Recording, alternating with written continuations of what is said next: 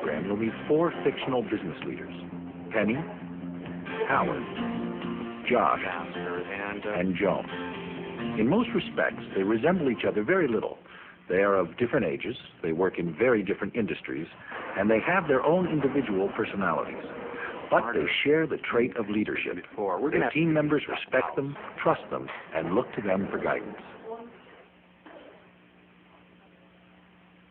In part 1 of this program, we'll demonstrate a technique for classifying leadership styles into one of 4 categories: delegation, influence, collaboration, or direction. In part 2, we'll assess the strengths and weaknesses of each leadership style and demonstrate ways you can adapt your leadership style to changing business circumstances. In part 3, we'll look at the persona of the leader, the personality and character attributes team members expect to find in their leaders. Our purpose is to help you develop your own personal leadership style. You don't have to be a General Patton to be a business leader. You don't have to have a steady gaze that scans the horizon or a deep, gravelly voice. But you do need self-awareness. You need to know what others look for in leaders, and you need to be aware of how you, with your own special skills and personality, can best lead your team.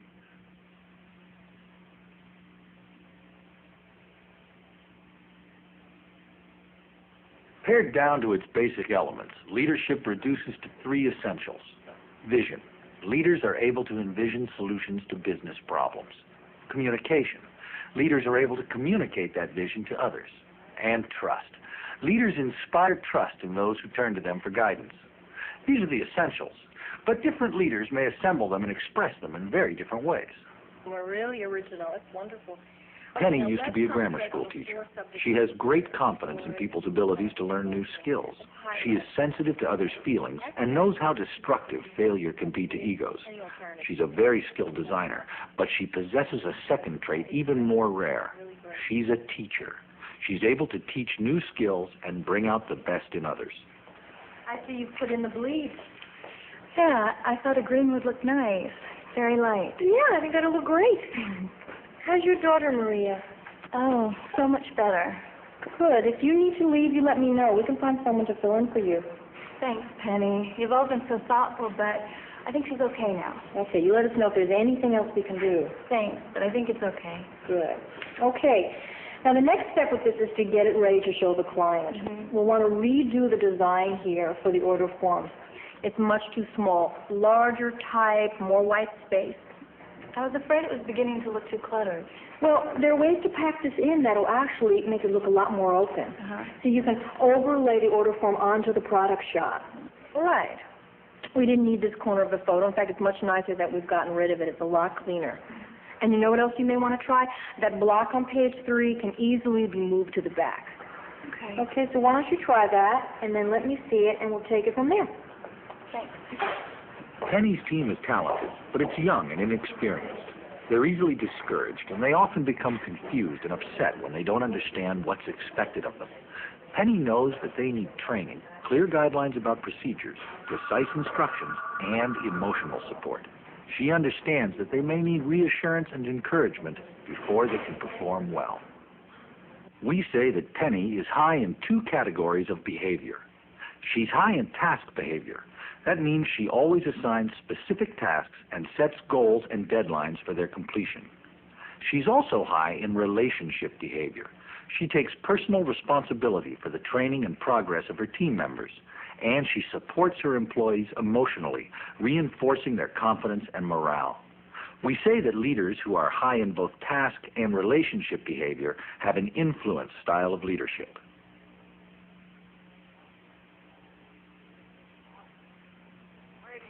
Howard worked his way up through the ranks. He started out in the fabrication shop when he was fresh out of high school.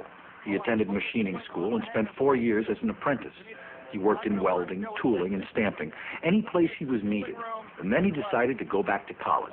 After 6 years of night classes, first at the community college, then at the state college, he had a degree in mechanical engineering. He hadn't planned to stay on at his old plant, but they asked, and he stayed. Now he's managing the transition to a new computerized technology. Let's not stamp any more of these until we pull the works. The radius is off. It's not going to work until we get it right. So let's get it back to the tooling room and get it fixed. Oh, and pull the tooling on the hanger bars, too. We need a couple more thousandths on the bend. Otherwise, they're going to crack on us. We could go to something harder. The material's fine. We just need to be a little thicker. On the inner sleeve, though, yeah, we're at soft quality now, right? Let's go to quarter hard. This thing wasn't lubed right. Been checked off. Yeah, but I don't believe it. From now on, I want everything signed by whoever's responsible for it. And let everybody know that we're going to check the report and the machine. I don't want maintenance slipping in here. I don't want any more broken crankshafts.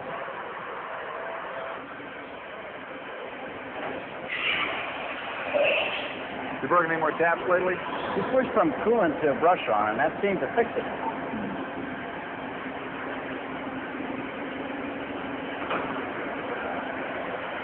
You know the new kid in the tooling room? The dark-haired kid, the one who's working with Larry? Yeah, that's him. I want you to move him in here. He cleans up, he does whatever Pete wants him to do. But mostly he looks over Pete's shoulder and learns how to operate this thing. I want you to keep an eye on the kid, let me know how things are going. Let me know definitely if there are any problems. Okay? Precision metalworking requires exacting step-by-step procedures, and Howard understands those procedures better than anyone. He knows exactly how things are designed to run, where every employee should be at every moment, and exactly what he or she should be doing. And he makes sure they're doing it. He's very high in task behavior. He's concerned about work rules and job safety, but he doesn't spend a lot of time nurturing workers or sympathizing with their problems. He's low in relationship behavior. Leaders who are high in task behavior and low in relationship behavior have a direction style of leadership. MIT working paper. Everyone expected that Josh would end up as an academic. He was the guy other students and even professors came to when something wasn't working. If it was an impenetrable system of equations, he could always seem to locate the critical equation that would untie the knot. When other scientists came to him with problems, he would work with them for hours or even days until they came up with a solution. His suggestions were at the heart of dozens of scientific papers published by other scientists. His company hired him for his brilliance. They found him invaluable as a team leader. It's very similar to the original. Josh, hey, listen, I'm not going to have to integrate this mess, am I? No, I don't think so. Oh, that is going to save weeks. Listen, did you get a chance to talk to David yet? No. Now, we could set this up as a completely separate module, or we could build it in. What he did in Boston is very similar to this, and the solution is really very elegant. Yeah, I really think I ought to talk to him. There may be a shortcut in it. But, you know, we might be stepping on some toes here. No, I don't think so. Why don't you get a hold of David and bring Charles in, too, and the three of you go over it, and I think it'll really all come together for you. You're on the same track. You're all on the same track, so sit down, talk about it, and let me know what you decide. Okay. Okay? Yeah. Good. Oh, listen, did you get to see that MIT working paper that Kathleen has? Yeah, that was very interesting, huh? Yeah, I think they're getting there. Yeah, I do too, but it just seems to me there ought to be a simpler way. Yeah, it's right at the integration where they're getting stuck. Right. You know, it's very similar to what we've been doing. Yeah, they probably could have used a non-linear programming model. It would have been faster, and they could have used existing software. Yeah, you know, I guess that might work, huh? Well, the algorithms are very similar. Now been. Josh is a scientist. He understands that professional scientists do their best work on ideas that interest them. He doesn't assign tasks. Instead, he links people together so that their ideas can merge and develop. His co-workers have noticed that he never criticizes people. He maintains a focus on ideas and problems. He's very interested in how the thinking process works and how problems get solved. He knows that it's his job to maintain an environment where innovation and creativity are encouraged. Josh lets his scientists choose their own projects. He's low in task behavior, but he works continuously to maintain morale and a spirit of professional cooperation.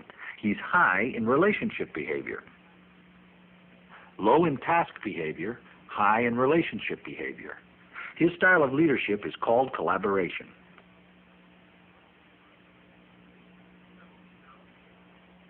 Joan is not only a business leader, she's also a civic leader. She's considered to be a good friend of the governor, though they come from different political parties, and she served on several blue ribbon state and federal committees. And her name has come up as a candidate for cabinet posts. She's also chairman and CEO of a conglomerate that bears her family name. It crosses the boundaries of 4 different service and manufacturing industries. She has one rule: quality is never sacrificed. Always be the quality leader in the field and never sacrifice a quality image for short-run profits. Their proposal was very good, and I'm confident they'll be able to deliver on time, so I've gone ahead with it. There's no doubt they make a great product. Who did you put in charge of promotion? Meredith Lewis, she's new, but she's going to be very good. Okay, fine. Now, there was some discussion of a phased rollout, but in my judgment, that's not the way to go. I think we want to jump on this very fast. Okay, we'll keep it moving. I walked through the plants with a couple of engineers. Now, their equipment is good. It's what we need. The money that's being talked about right now is acceptable, but I think we'll end up doing a little better. How are the locations? They're first rate. Good. A couple of other things have come up. One of the new consultants in product development suggested some offshore manufacturing. He did a good job. Nothing we didn't know already, though. But he still couldn't get us the quality assurances. Not yet, then. No, not yet. Okay, fine, I agree. Joan's vision is her company's vision. The people who work for her understand and pursue it. Being the very best means hiring the best people, buying the best materials, giving the best appearance, and selling the best product. Joan knows that her policies are sometimes costly, at least in the short run. But she has the ability to keep long-term goals in view, and she has the strength to forego quick solutions that would sacrifice the future. Joan hires others to direct operations. She neither assigns tasks, nor does she take a personal role in motivating or monitoring employees.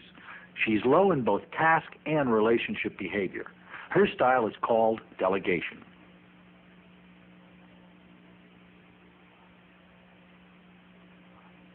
Influence, high in both task and relationship behavior. Direction, high in task behavior, low in relationship behavior. Collaboration, low in task behavior, high in relationship behavior. Delegation, low in both task and relationship behavior.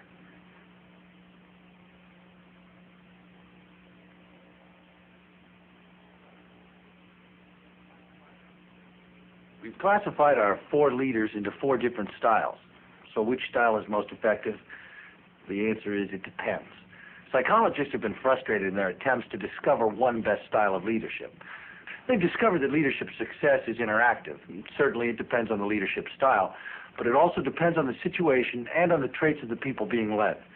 Fortunately, while each of us has a dominant style of leadership, we can adapt to changing circumstances. So that's pretty much the situation as it is I'm now. sorry. Oh, hi. That's okay. Hi. Last week's announcement out of Chapel Hill gave us quite a surprise. And basically what it means is we're going to have to work even harder and faster than before. We're going to have to get this stuff out. Now, the designs we've had on the table have been good and better than anything anyone's imagined of. But we're going to have a product on the table by January 1st. If we don't beat them to market, we're going to be left behind. David, you're sitting on a bottleneck right now. I'm going to need final results out of your office by the 15th. So I'm shifting Margaret over to your team, first thing tomorrow. And this is pretty similar to the original modules. Charlie, well, I agree. Everything you've been doing up until now has been great, terrific, and in the long run, the best idea. But we're going to have to save it and put it on hold for now. Josh's dominant style is collaboration, but in this crisis situation, he's assigning tasks and setting deadlines. These kinds of accidents happen, Paul. That doesn't mean they're acceptable because we all know they're not. But I want to remind you we have an excellent track record. Even with this incident, there isn't a company in this country who wouldn't happily